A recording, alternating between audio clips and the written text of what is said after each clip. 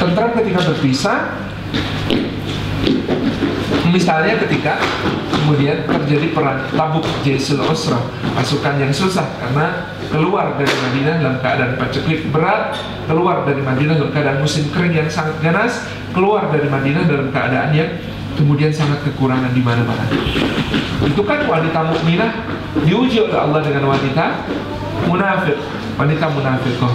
Ketika suaminya pada berangkat, wanita munafiqah menggoda para wanita mukminah. Walahu, ya Allah, lah kok ya tega toh suaminya itu ninggalin, padahal lagi musim pacak kayak begini, Madinah katanya lagi nggak aman di mana-mana. Ya Allah Bu, kalau saya nggak mau Bu ditinggalin kayak begitu Bu. Aduh, mana anaknya masih kecil-kecil gitu loh Bu itu. Aduh, ya Allah, sakit temen gitu. Jadi ada ujian dari wanita-wanita munafiqah untuk menggoyahkan keyakinan wanita-wanita mukminah. Tapi wanita-wanita mukminah itu punya jawaban qaulan baligha yang sangat jelek. Qaulan baligha itu ucapannya jelek kepada wanita-wanita munafiqah gitu. Kalimat mereka inna ma dhahabal akal wa baqiyar razzaq. Bu, yang pergi tukang makan biasa, tukang makan, kalau di rumah habis-habisin. Adapun yang memberi kami rezeki itu tetap bersama kami di sini, Allah Subhanahu wa taala. Santai aja Bu. Maaf Ibu nggak santai ya, soalnya tukang makannya di rumah ya, habis-habisin ya. Jelek kalian itu. Jadi Allahu Akbar. Tentram ketika bersama, tentram ketika berpisah. Istri yang melepas suaminya berangkat bekerja, mencium tangannya, lalu sang suami meletakkan hidungnya di kening istrinya. Lalu sang istri mengatakan, Mas, mohon jaga ya Mas ya, yang dibawa pulang yang halal dan thayyib saja Mas. Jangan ada yang tercampur haram dan syubhat. Kami ini kalau disuruh lapar insya Allah masih tahan daripada disuruh menahan api neraka. Selamat berjuang suamiku tercinta, I love you, bye-bye gitu. Ini kan kalimat-kalimat semacam ini diungkapkan istri di rumah pagi hari.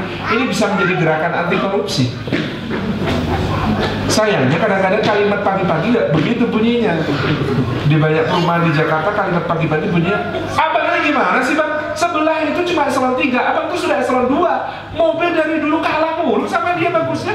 Gimana sih abang ini? Laki-laki kan bang, usaha bang. Jadi kadang-kadang kalimatnya beda dengan ini.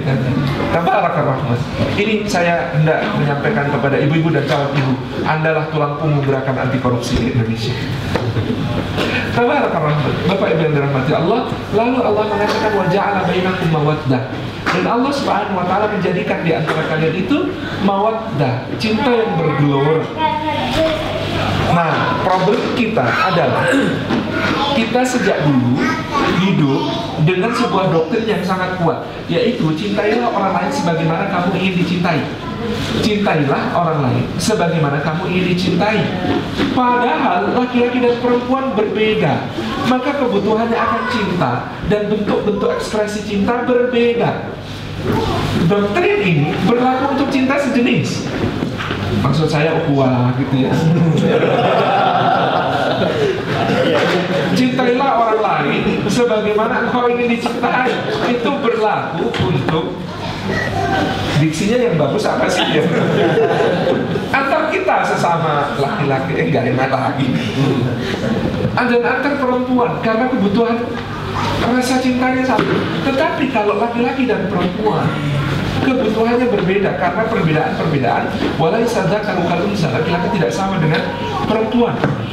Maksud saya adalah di Jogja Family Center, tempat saya belajar dari para konselor-konselor itu, banyak kasus rumah tangga bermasalah bukan karena kurangnya cinta, tapi karena kurangnya ilmu tentang cinta. Ada begitu banyak suami yang sangat mencintai istrinya, istrinya merasa diabaikan.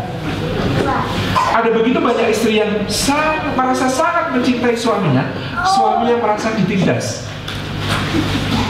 Terjadi hubungan-hubungan korupsi di antara mereka. Enggak enak. Padahal sang istri merasa sangat mencintai suaminya, sehingga segala tentang suaminya diperhatikan betul-betul.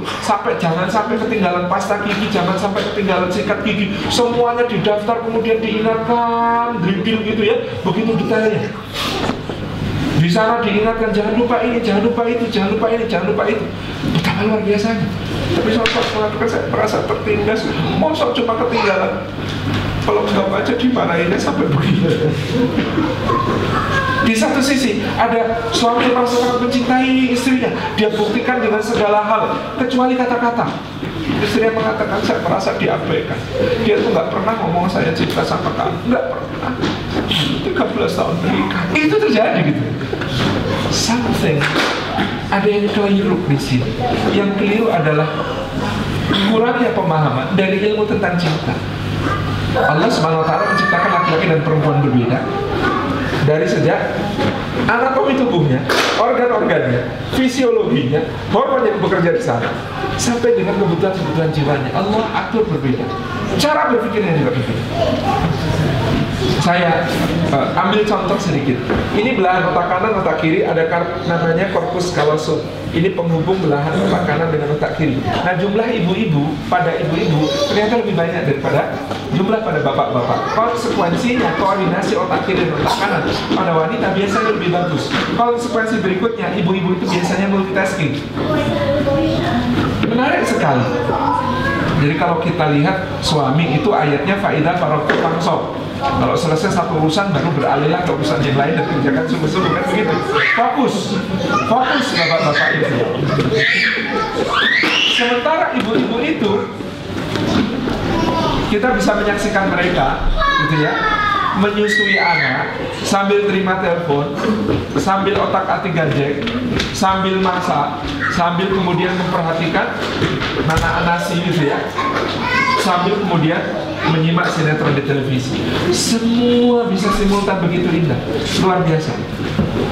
Dan ini kalau tidak difahami, ibu-ibu mengira suaminya juga multitasking, padahal enggak. Nah, ibu-ibu bilang sama suaminya, Mas, nanti mau ada arisan sore loh Mas, tolong ya Mas ya, depan nanti meja dan kursinya dipinggirkan semua, terus gelar tikernya semua. Oh iya, tiker kita kurang loh Mas, nanti pinjam ke Bu RT ya Mas, sambil sekalian di Bu Bejo aku pesen ini ya Mas, pesen lemper. Nah, lempernya itu 30, jangan sampai loh Mas, kurang loh Mas, dihitung dulu nanti. Habis itu tolong ke warung Mas, ini aku mau masak air. Lah kok tehnya habis Mas? Oh iya, sekalian gulanya ya Mas ya, tapi kalau beli gula jangan di warung yang itu kemahalan Mas, warung yang sebelahnya aja, sana beli teh tok, yang sana kemudian beli gulanya di warung yang sebelah lagi Mas. Terus ya Mas ya, aduh iya, halamannya itu berantakan banget Mas, tadi mainannya anak-anak semebar, tolong dikumpulin terus habis itu disapu dikit ya Mas. Kata suaminya satu-satu deh, karena sang suami perlu menata alur kerja yang flowchartnya jelas. Sementara bagi sang istri itu bisa dikerjakan dengan paralel ke semuanya, tuntas gitu. Beda sekali. Maka mohon para ibu, pahamilah kami gitu. Korpus kalosumnya beda. Akhirnya apa yang terjadi juga, Bapak Ibu yang dirahmati Allah Subhanahu wa Ta'ala, cara berpikirnya juga beda. Suami itu rata-rata umumnya kayak obat nyamuk muter ke dalam. Kalau menghadapi masalah, maka kalimat khasnya adalah coba kita sederhanakan. Intinya apa? Fokus, nanti kita bisa cari solusinya. Itu kalimat bapak-bapak. Kata ibu-ibu, enggak begitu. Karena ibu-ibu kayak obat nyamuk keluar. Jangan disederhanakan, Mas, ini semua penting. Dengerin dulu ya, tak uraikan dulu. Bahkan bukan cuma diuraikan, dikorelasikan dengan berbagai macam hal yang lain. Malah fokus dulu toh Mas, selesai satu ini dulu. Enggak Mas, ini semuanya berhubungan. Kalau satu nggak diselesaikan bareng-bareng dengan yang lain, nggak bisa Mas. Beda. Maka ada suami yang ngeluh, kok istri saya itu kalau marah jadi histeris ya? Mungkin histeris maksudnya Pak? Bukan histeris. Lalu dia itu marah karena kesalahan saya, kesalahan K pada waktu T saat itu, gitu ya. Kesalahan saya pada waktu itu, tapi waktu memarahi itu dia bisa menyebutkan kesalahan saya sejak awal pernikahan semuanya, disebutkan satu persatu. Cara korelasi terhubung bagi beliau-beliau, track record itu sangat penting. Nyambung semua kesalahan kita itu berpangkal menurut beliau-beliau pasti pada hal yang sama. Ada korelasinya. Sementara kita memandangnya satu demi satu. Maka menghadapi tekanan menjadi berbeda antara bapak-bapak dengan ibu-ibu. Ibu-ibu kalau ada masalah curhat, kalau perlu sampai nangis. Indah sekali ibu-ibu ini. Bapak-bapak kalau lagi ada masalah itu nggak asik, Bu. Dia sukanya menyendiri, berkontemplasi, merumuskan solusi. Maka kalau tidak saling memahami bisa jadi problem. Ada suami pulang ke rumah, tasnya dilempar, tubusnya diembaskan ke sofa, sepatu dilepas bukan dengan tangan, langsung kaki, bluk-bluk. Kemudian kepalanya dibeginikan. Kan istri yang baik dan solehah tahu ini suami lagi ada masalah. Karena dia memahami seperti dunianya, kalau ada masalah itu lebih enteng, kalau curhat lebih longgar, kalau merasa dimengerti dan didengarkan. Maka dia tanya, Mas, ada masalah apa? Dan jawaban semua suami di dunia rata-rata mirip, yaitu enggak kok, Dik, enggak ada apa-apa. Sang istri kejar lagi, Mas, kalau aku ada masalah kan juga cerita sama kamu. Masuk kamu nggak mau cerita sama aku, Mas? Kata sang suami, udah Dik, ini masalah kantor kok, kamu jangan ikut pusing mikirin, biar aku aja yang nyelesain. Oh, jadi Mas nggak percaya sama aku? Nggak nyambung komunikasi. Saya membayangkan sirah nabawiyah lain ceritanya kalau Khadijah tipenya seperti istri yang ini tadi. Tapi Khadijah itu wanita yang sangat mengerti ilmu tentang cinta. Rasulullah itu pulang dari Gua Hira, dapat wahyu pertama, itu shock, terguncang. Ada yang tanya, dapat wahyu kok shock? Ya shock lah, orang dia lagi menyeksamai umatnya yang kacau balau. Kemudian tiba-tiba sosok datang dari langit mengatakan seakan-akan tugasnya itu adalah, ya Muhammad, ini umat memang sedang kacau dan ancur-ancuran, kami serahkan kepadamu untuk diubah menjadi umat yang oke, umat yang beres, umat yang bercahaya. Itu kan kayak tukang kebun tiba-tiba diangkat menjadi direktur utama sebuah perusahaan, kemudian dikasih bisikan, Pak, utang perusahaan ini 800 kali lipat nilai aset, Pak. Shock. Maka Rasulullah menceritakan, aku turun dari Gua Hira, terulang kali terseok-seok, terjatuh, bangun lagi, jatuh lagi, kemudian menuju ke rumah Khadijah. Di depan rumah Khadijah, pucat pasi, berkeringat dingin, menggigil, dan kemudian mengetuk pintu mengatakan, Zammiluni, ya Khadijah, Zammiluni. Itu kedinginan, gemetar, ketakutan. Kalau Khadijah kayak ibu yang tadi, ya Allah suamiku, ada apa ini? Ayo sini cerita. Ya Allah kok sampai kayak begini. Sirah nabawiyah mungkin lain cerita. Tapi Khadijah adalah wanita yang luar biasa. Dia bawa suaminya ke dalam, masuk, berbaring, dia selimuti sampai tenang, tentram. Lalu dia pergi ke balik pintu. Di situ dia mengatakan, ya Rabbi, engkau lebih bisa menjaga dia daripada aku. Karena Khadijah tahu bapak-bapak sebenarnya juga curhat, Bu, juga menceritakan masalahnya, Bu, tapi tipe ceritanya beda. Tipe ceritanya bapak-bapak itu adalah biasanya, Dek, kemarin ada masalah Dek di kantor. Oh iya Mas, terus gimana? Alhamdulillah Dek, sudah tak selesaikan. Kamu tenang aja Dek. Ceritanya adalah cerita untuk membangun sebuah qawamah, kepemimpinannya, bahwa ini loh suamimu memang mampu menyelesaikan masalah. Beda kemudian dengan istri yang satu hari akan kemudian mengatakan, Mas, aku pokoknya hari ini capek banget, Mas. Rumah berantakan, anak-anak rewel, cucian numpuk, piring gelas kotor semua, tamu datang nggak henti-hentinya, banyak banget. Dan tetangga juga rese-rese semua hari, aduh capek banget Mas aku. Suami yang baik hati tetapi tidak mengerti cara yang tepat untuk mengekspresikan cinta akan mengatakan, sabar ya Dek, insya Allah bulan depan kita cari pembantu. Solutif ya. Kalau istri repot ngurusin urusan rumah tangga, berarti carikan pembantu itu solusi. Kata sang istri, kamu tega Mas, jadi selama ini apa yang aku baktikan untukmu kau nilai tidak lebih dari pekerjaan seorang pembantu. Beda cara.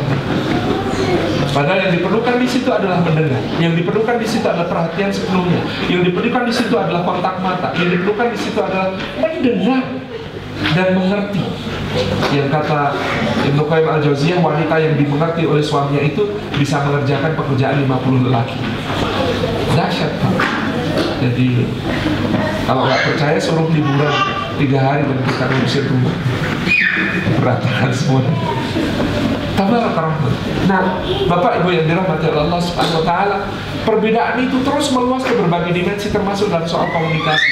Konon laki-laki itu sehari rata-rata keluar 6.000 kata. Kecuali kayak saya yang disuruh ngomong ini. Ibu-ibu itu keluar antara 24 sampai 48.000 kata. Jadi secara linguistik ibu-ibu itu lebih aktif. Bahasa ilmiahnya begitu. Bahasa sehari-harinya ibu-ibu itu lebih cerewet. Tabarak rahmat. Tetapi itulah perbedaan yang kemudian terjadi dengan terlihat bahwa ibu-ibu itu lebih cerdas secara linguistik daripada bapak-bapak. Sehingga mereka kadang-kadang bicara dengan kalimat yang tidak langsung. Contoh, Mas, anak-anak belum dijemput loh, masih harus masak. Itu maksudnya apa, Bu? Tolong jemput anak-anak.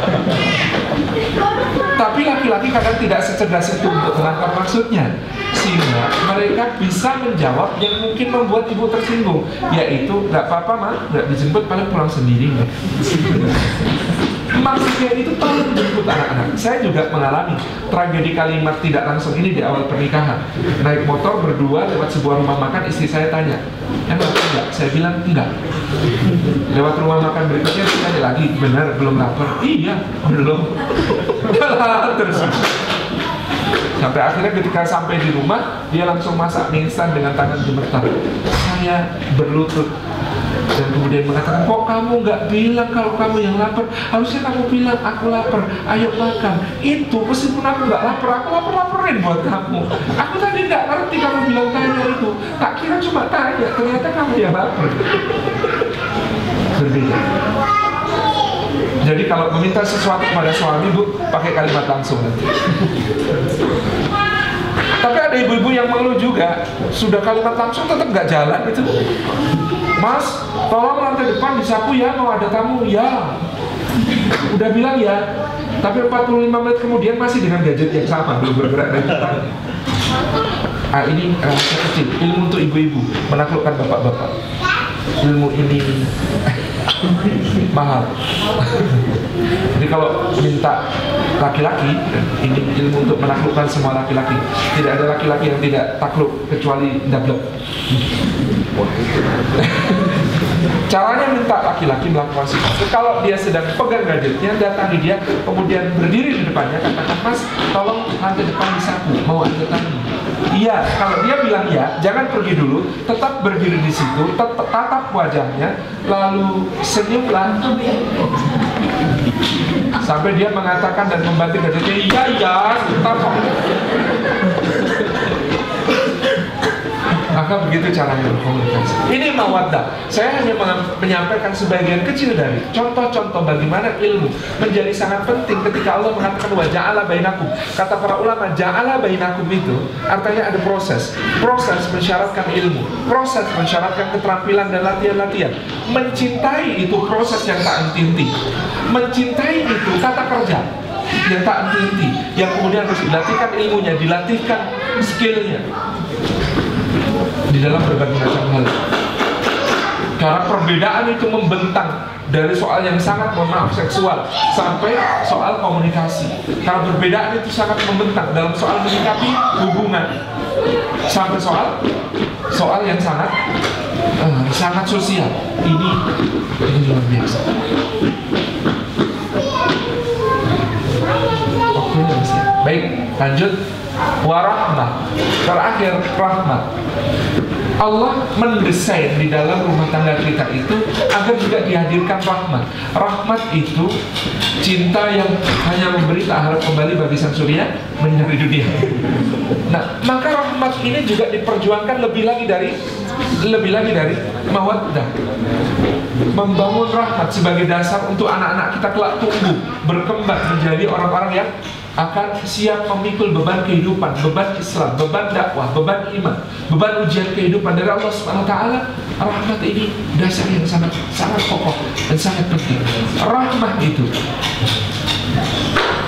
ketika kita mau mengerti bahkan sebelum dijelaskan, ketika kita mau memaafkan bahkan sebelum dia meminta, ketika kita kemudian berebut salah dengan pasangan, Rahmah itu tercermin dari apa yang kita lakukan dengan komitmen yang sangat kuat untuk menghadirkan yang terbaik.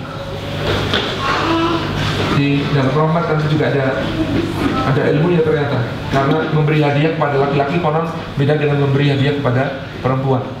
Kalau memberi hadiah kepada laki-laki makin berguna bagi dia, makin bagus. Gadget baru, bolpen yang bagus untuk tanda tangan gitu ya.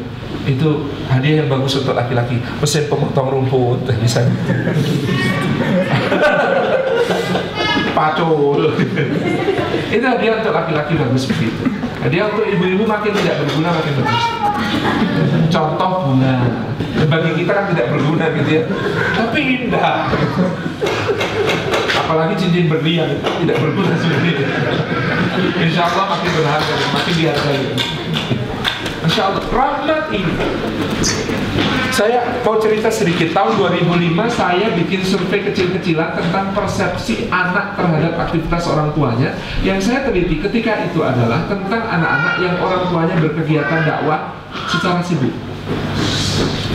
Saya tanya kepada mereka, bagaimana persepsi mereka tentang kegiatan orang tuanya. Shocklah saya kalau lebih dari 30% itu mengatakan, aku besok kalau gede nggak mau kayak jadi Abi dan Umi. Aku besok kalau gede mau jadi orang biasa aja. Aku besok kalau gede nggak mau jadi kayak Abah dan Mama. Enggak, aku mau jadi orang biasa aja. Why? Pertanyaannya kenapa? Ini orang-orang ternyata karena jawabannya dari anak itu adalah karena papa dan mama itu sibuk banget. Kalau pulang udah larut malam, dia nggak sempet ngerjain PR sama aku, dia nggak sempet teman aku main. Kalau pulang dia bilang udah capek, nah bahkan capek isi pengajian, nah bahkan capek habis ada acara PPI, macam-macam. Saya bilang ini anak yang dalam arti anak yang kemudian tidak kemudian menjadikan sebagai sebuah dendam masa kecil. Kalau anak yang tidak memahami itu lebih parah. Itu aktivitas positif itu dia pandang sebagai yang perebut orang tua. Apa sebenarnya yang salah? Yang salah kita kurang mengamalkan hadis Nabi Sallallahu Alaihi Wasallam. Nabi itu berjihad fisabilillah begitu sering. Tetapi apa yang sangat indah dari sunnah Nabi Sallallahu Alaihi Wasallam, Nabi itu kalau pulang dari perjalanan jihad tidak langsung masuk kota Madinah, tapi ngecamp satu malam di luar kota Madinah.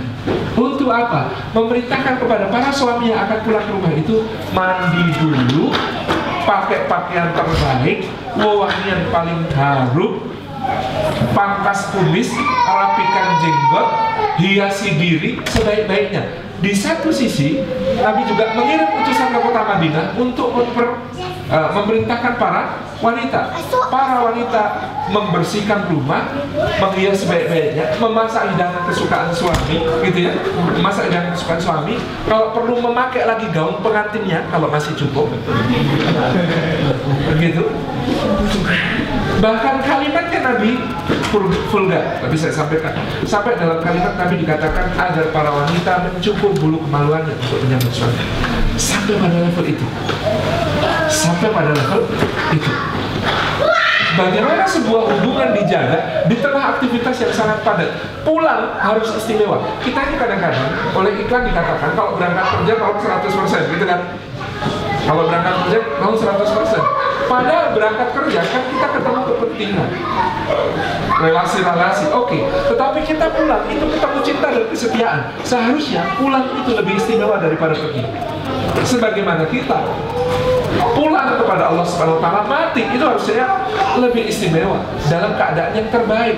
Pulang ke rumah sebagai latihan kita untuk pulang menghadap Allah Subhanahu Wa Taala juga seharusnya dalam keadaan terbaik. Maka Nabi itu masya Allah ya, siwaknya hak pertama Allah, siwak hak kedua itu keluarga, baru hak ketiga itu tamu. Jadi saya membayangkan begini, saya pergi 9 hari ke UK, pulang, alangkah kecewanya anak saya ketika dia menyambut saya di pintu. Apa? Lalu saya mengatakan, nak, kamu kan tahu aku perginya itu tadi penerbangannya 16 jam, capek nak. Betapa sangat kecewanya dia. Tapi kalau dia bilang, anakku masya Allah Nabi naik pesawat, wajahmu sudah terbayang-bayang di kepala Abah. Ternyata kamu jauh lebih cakep daripada yang Abah bayangkan. Masya Allah. Lalu saya main dengan dia. Mungkin gak lama, memang kuatnya gak lama karena capek gitu ya. 30 menit, tetapi 30 menit lalu pamit baik-baik. Nah, udah dunia mainnya nanti lagi ya. Abah capek sekali. Nanti Abah mau minta izin waktu istirahat 2 jam. Habis itu kita boleh main lagi. Oke? Oke. Value-nya dapet Pak. Meskipun sama-sama capek. Maka pegawai lounge Garuda Indonesia di Bandara Soekarno-Hatta apal sama saya. Tiap kali saya masuk sudah ditawari, mandi juga Pak hari ini. Karena saya membiasakan dari tugas dakwah kemanapun, kalau transitnya di Soekarno-Hatta atau memang perjalanan dari Jakarta pulang ke Jogja, saya mandi di Jakarta. Bagian penting dari menyegarkan diri. Kalau nanti bapak-bapak sudah pulang ke Indonesia, di sini juga sih, cuman di sini mandi kayaknya enggak, bukan aktivitas yang sangat mendesak gitu. Beda dengan Indonesia. Jadi sempatkan menyegarkan diri ketika pulang dalam keadaan terbaik. Pastikan di dalam tas kerja itu biarin dianggap tukang bersolek dikit gak apa-apa. Ada pembersih muka, ada mouthwash, ada kalau perlu pasta gigi, ada kemudian deodoran, ada parfum. Ada hal terbaik yang menyegarkan kita, yang ketika pulang disambut dengan baik, maka kita juga memberikan satu imbal sambutan yang sangat indah. Nabi itu pulang jihad, pulang-pulang disambut 2 cucunya Al-Hasan dan Al-Husain, naik langsung ke punggung. Kemudian Nabi itu merangkak-rangkak di depan rumah, puter-puter gitu di halaman. Makanya sama Abu Hurairah dikatakan, ini anak ya Allah. Nah, tahu nggak, tunggangan kalian itu yang paling mulia di langit dan bumi gitu. Maka Nabi SAW sambil kemudian ketawa bilang sama, ya Abu Hurairah, ketahuilah ini 2 penunggang ini juga penunggang yang paling gagah di langit dan bumi. Indah sekali gitu ya. Jadi sekarang ada teman-teman yang krisis karena anaknya kemudian kecanduan gadget dan lain sebagainya, kecanduan gawe dan sebagainya. Problem besar kita adalah seharusnya kita sebagai orang tuanya lebih asik dipencet-pencet daripada gadget. Jadi kalau gadget dipencet keluar ini, kita seharusnya bisa mengeluarkan sesuatu yang lebih asik dari apa yang dikeluarkan oleh gadget itu bagi mereka. Itu saja gitu ya. Saya sejak Hilma, sekarang sudah 8,5 tahun, sudah gak kuat lagi tapi masih kadang-kadang minta, itu mencoba untuk melatih tubuh saya supaya bisa berfungsi sebanyak-banyaknya mirip alat bermain di taman bermain. Kalau begini ini namanya ayunan gitu ya. Kalau begini namanya jungkat-jungkit gitu. Kalau begini terus puter-puter ini namanya apa namanya karosel gitu ya. Terus apalagi yang kemudian dilatihkan kepada diri kita supaya itu saja tujuan saya, supaya kalau saya dipencet lebih asik daripada gadget gitu. Supaya kalau saya dimainkan anak saya menjadi mainan yang lebih asik daripada mainan-mainan yang kemudian membelenggu mereka untuk tidak bergerak gitu. Ini bagian dari makna itu, bagian dari kalau dipencet istri apalagi harus lebih asik lebih baik daripada gadget. Dipencet suami juga harus lebih asik daripada gadget. Ini bagian penting yang kemudian kita bangun dalam jiwa. Wallahu a'lam bishawab. Itu saya kira cukup, sudah jam